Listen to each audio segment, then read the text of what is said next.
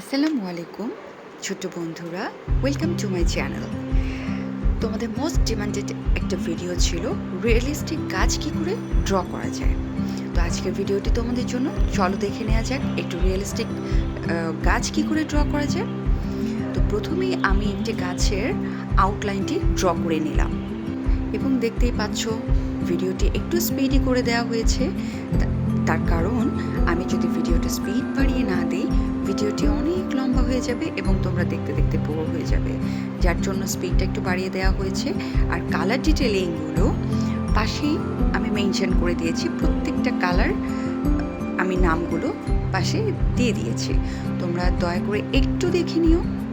First আমরা dark colour দিয়েছি, তারপরে ধীরে ধীরে লাইট কালারগুলোতে আমরা শিফট করেছি। আরেকটা গুরুত্বপূর্ণ বিষয় তোমাদের অবশ্যই মনে রাখতে হবে, তোমরা যে মিডিয়ায় ইউজ করো না কেন, সেটা অয়েল প্যাস্টেল কালার হোক, পেন্সিল কালার হোক, ওয়াটার কালার হোক, কখনো কালার ডিরেকশন চেঞ্জ করা যাবে না। আর অয়েল প্যাস্টেল কালার যখন তোমরা করবে, তখন দেখবে কালার করতে করতে কালারের ছোট ছোট ছোট ছোট গুড়ি গুড়ি অংশ বের হয়। তো এই অংশগুলোকে কখনোই হাত দিয়ে রাবিং করা যাবে না, এতে ছবি ম্যাসআপ হয়ে যাবে এবং ছবির অন্যান্য অংশগুলো নষ্ট হয়ে যাবে।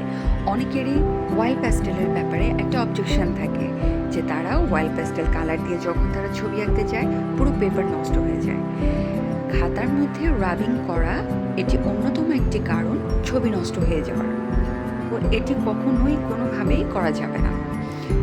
যাই হোক, পুরো ভিডিওটি মনোযোগের সাথে দেখলে তোমরাও খুব সহজেই একটি রিয়েলিস্টিক গাছ ড্রয়িং ইজিলি করে ফেলতে পারবে। তো ধৈর্য সহকারে পুরো ভিডিওটি দেখে নাও। Thank you.